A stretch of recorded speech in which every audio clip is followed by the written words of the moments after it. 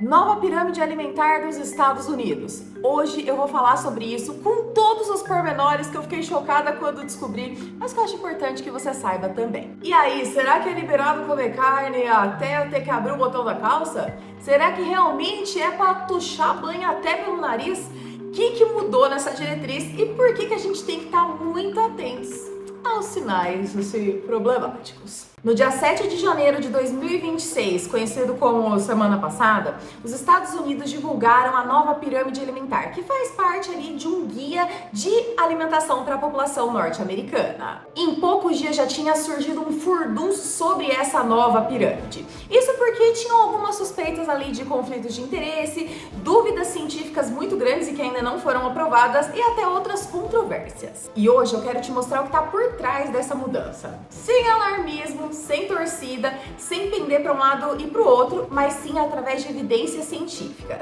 E aqui a gente tem que ser muito honesto. Essas críticas são muito iniciais, porque a gente ainda não tem estudos que avaliem de fato a implantação dessa nova pirâmide como uma parte da saúde ou da doença das pessoas. Então são críticas muito iniciais. Mas eu posso dizer que tá um babado na comunidade científica sobre isso. Sente a paz desse lugar. Essa nova pirâmide dá mais ênfase no consumo de proteínas, especialmente carne vermelha, e também indica que as pessoas consumam os lácteos de forma integral, então, por exemplo, leite gordo, iogurte gordo, enfim. Além disso, visualmente ela reduz um pouquinho o espaço para cereais integrais, o que acaba gerando muitas controvérsias aqui e acaba também falando sobre a redução dos ultraprocessados e também dos açúcares, focando principalmente, e observe, aqui eles focam muito mesmo sobre a necessidade de consumo de alimentos da horta. O que é uma coisa boa. Durante muitas décadas, a ciência associou uma dieta com mais consumo de grãos, leguminosas e vegetais à diminuição, por exemplo, de doenças crônicas como diabetes, hipertensão, cânceres, enfim. E essa nova pirâmide vem inverter um pouquinho essa situação, mostrando que as pessoas devem focar ali sempre em proteínas. Mas acontece que isso não está muito de acordo com as evidências científicas atuais. Essa nova diretriz fala muito também sobre o consumo de proteínas de origem animal e também de gorduras de origem animal, como por exemplo manteiga, leite gordo, carnes integrais, enfim. Esses alimentos são fontes de gorduras saturadas que a gente já sabe há bastante tempo que são associadas a diversos problemas de saúde, como aumento de incidência de doenças, por exemplo, cardiovasculares. Acontece que eles falam que, olha, é para comer essas proteínas. Porém, eles mantêm ainda o limite de 10% das calorias do dia designadas para gorduras saturadas. Ou seja, é um pouco contraditório, porque vai ser muito difícil conseguir os dois simultaneamente. A nova diretriz sugere que as pessoas consumam de 1,2 a 1,6 gramas de proteína por quilo de peso, o que pode até fazer sentido para algumas populações, como por exemplo atletas, algumas populações com deficiências, enfim, mas não vai fazer nenhum sentido para a maioria da população, especialmente aquelas que têm um peso muito elevado, como por exemplo os obesos. Aí você teria quantidades, assim, olha, estratosféricas de proteína para consumir. Como? Então, novamente, embora faça sentido para algumas pessoas da população, não faz sentido para todas, justamente porque pode inclusive trazer problemas de saúde, especialmente para aquelas pessoas que têm alguma questão renal, por exemplo, e aquelas que são sedentárias. Visualmente, o espaço para grãos integrais acabou ficando reduzido, o que gera uma preocupação de saúde pública, uma vez que, de maneira geral, as pessoas já consomem menos fibras do que elas precisam. A gente sabe, por exemplo, que as fibras estão associadas a uma série de benefícios à saúde. E aí que a mensagem visual importa e pode agravar um problema que já existe. Outro problema é que usa muitos termos vagos. Então, o que é gordura saudável? O que significa ultraprocessado? O que não é ultraprocessado? O que entra nessa classificação? Sem definição clara, cada um pode interpretar do jeito que quiser. É tipo aquilo, uma fatia pequena de queijo? Quanto é pequena? Pequena pode ser 60 gramas ou 1 quilo, dependendo de quem está falando, não é mesmo? Então, acontece que a pirâmide é muito bonita. Eu, particularmente, achei assim, ó, belíssima, um design muito bonito, mas ela é pouco prática no dia a dia, porque ela não ajuda as pessoas, de fato, a falarem ou discutirem ou, enfim, aplicarem quanto que elas devem comer de cada um desses alimentos. Não fala de porção, não fala de frequência, não fala de equivalência. É assim, olha, balada do Walter. Uma das grandes críticas a essa nova pirâmide é justamente a questão do custo, da acessibilidade e da sustentabilidade desse novo estilo de comer. Comer comida da horta é uma grande vantagem. E eu defendo isso faz 10 anos, não é mesmo? Se você me segue, você já sabe que eu defendo muito essa ideia.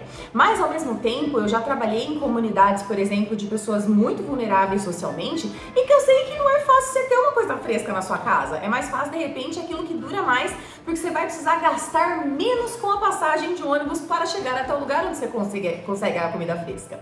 Então, talvez essa questão ela precise ser revisada também, pensando nos diversos contextos sociais que a gente tem aí, principalmente no Brasil. Além disso, o incentivo de consumo de produtos de origem animal também traz algumas questões sobre a sustentabilidade de se ter esse estilo de dieta.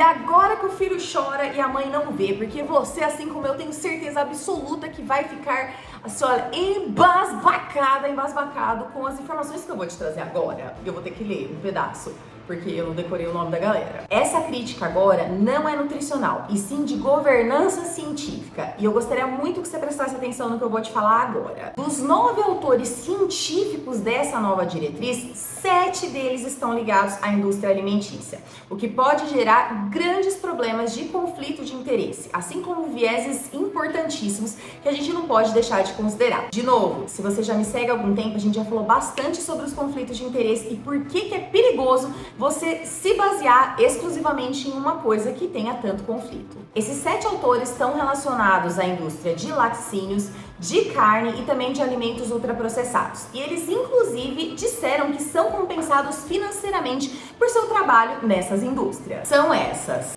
Associação Nossa, não tem condição de ler. Sem condição. Associação Nacional de Pecuaristas de Carne Bovina, Conselho da Carne Bovina do Texas, Conselho Nacional de Laticínios, Conselho Nacional de Carne Suína e General Mills. Esses vínculos que a gente pode dizer que são empregatícios levantam uma questão muito importante. Essas novas diretrizes servem à população norte-americana ou ao mercado?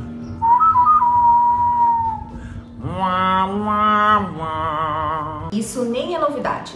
Antes das diretrizes publicadas lá em 2000, o governo já foi processado e o Tribunal Federal reconheceu que aquelas diretrizes ali podiam estar violando regras legais. E teve treta também em 2010, 2015, 2020, porque justamente é esperado que o comitê que vai fazer essas diretrizes seja o mais imparcial possível, servindo justamente como ali um protetor para a saúde da população e não como um jeito de aumentar as vendas. E acontece que essa nova diretriz faz a mesma coisa, ou seja, ela vai fazer recomendações que não são baseadas no que a gente já tem de evidência nesse momento. E assim, claro, ser crítico não é ser cego. Obviamente que essa pirâmide tem várias coisas positivas. Ela combate fortemente o consumo de alimentos ultraprocessados e de bebidas açucaradas, tipo refrigerante, suco industrializado, enfim.